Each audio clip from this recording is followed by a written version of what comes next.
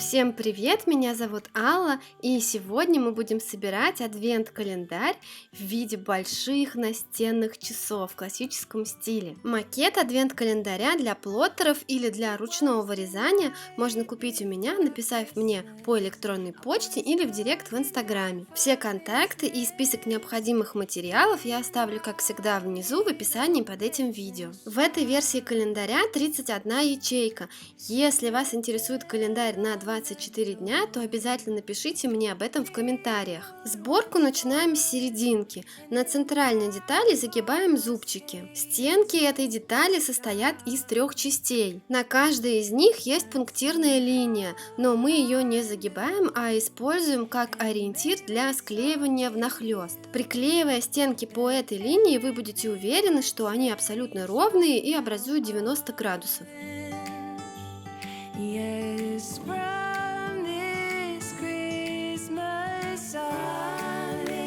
Зубчики в центре мы загибаем внутрь и к ним также приклеиваем стенку.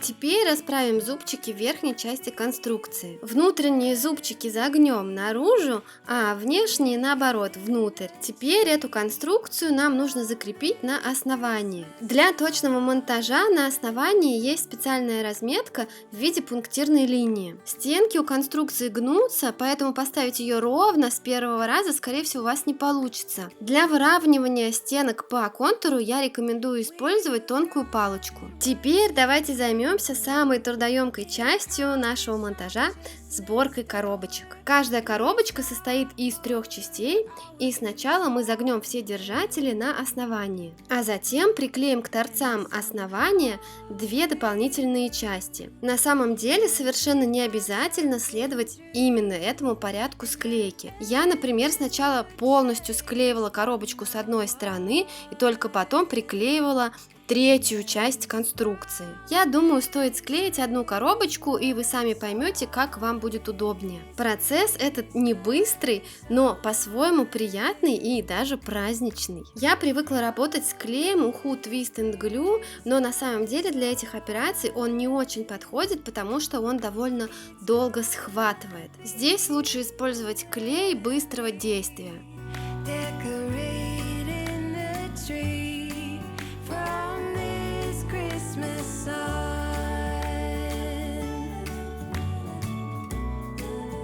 Хочу обратить ваше внимание на то, что клей на крайний сегмент этой детали я наношу только сверху, в месте линии сгиба. Нам важно, чтобы эта часть при складывании очень хорошо приклеилась к дну конструкции. Нужно просунуть крайний сегмент внутрь до упора и на некоторое время зафиксировать коробочку, чтобы все качественно склеилось.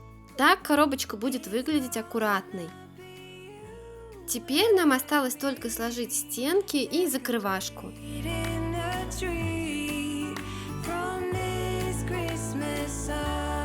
Затем все коробочки нужно склеить друг с другом. Здесь очень важно следить за тем, чтобы коробочки не выбивались из одной плоскости. Для этого клейте все на ровной поверхности и проверяйте линии стыков.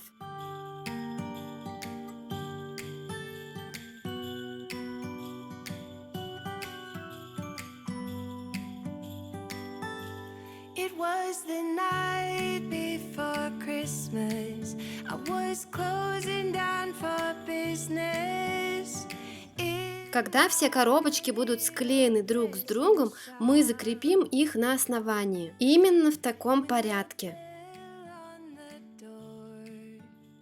Между центральной конструкцией и коробочками вы увидите небольшой зазор. Выровняйте его со всех сторон и закрепите фиксирующую деталь. Зубчики будут приклеены к стенкам, а ажурная часть к коробочкам. Именно эта деталь не позволит нашей конструкции развалиться, она как бы соберет ее. Поэтому ни в коем случае не игнорируйте ее, даже если в этой части вы планируете размещать другой декор. Теперь мы можем перейти к самой приятной части украшения украшению календаря. Мне очень нравится это сочетание нежно-голубого и золотого. Мне кажется, оно очень праздничным, особенно с добавлением красных деталей. Ну, красные детали у меня будут в другом декоре. Кстати, вот эти боковые украшения в вашем макете будут разбиты на две части: верхнюю и торцевую. Так ваши коробочки будут лучше открываться. Для выступающей части часов я сделала украшения в виде повторяющейся римской цифры 10. Их вам потребуется 3 штуки.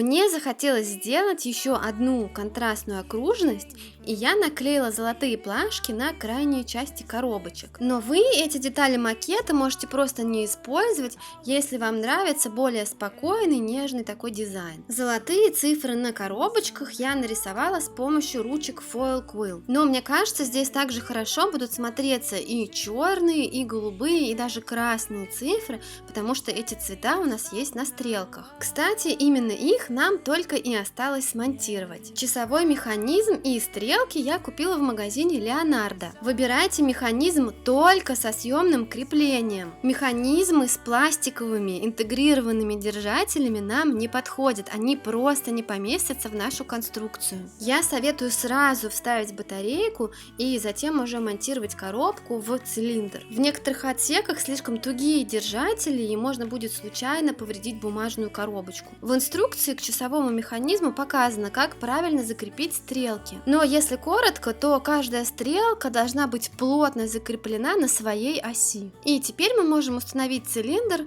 в центр календаря. Как вы уже заметили, на наших часах нет цифр, но в качестве часовой разметки вы можете использовать несколько ажурных элементов. И голубой, и золотой цветочек, ближайшие к стрелкам, имеют по 12 делений. Если вы хотите повесить календарь на стену, то используйте крепления, оставшиеся от часового механизма. Но я рекомендую не просто приклеить его, но еще и сверху дополнительно зафиксировать бумажкой. Друзья, надеюсь, вам понравилось это видео и дизайн календаря. Желаю вам приятно провести время, собирая этот календарь, а потом ежедневно получая подарочки от Деда Мороза. Подписывайтесь на мой канал, ставьте лайки. Всем пока!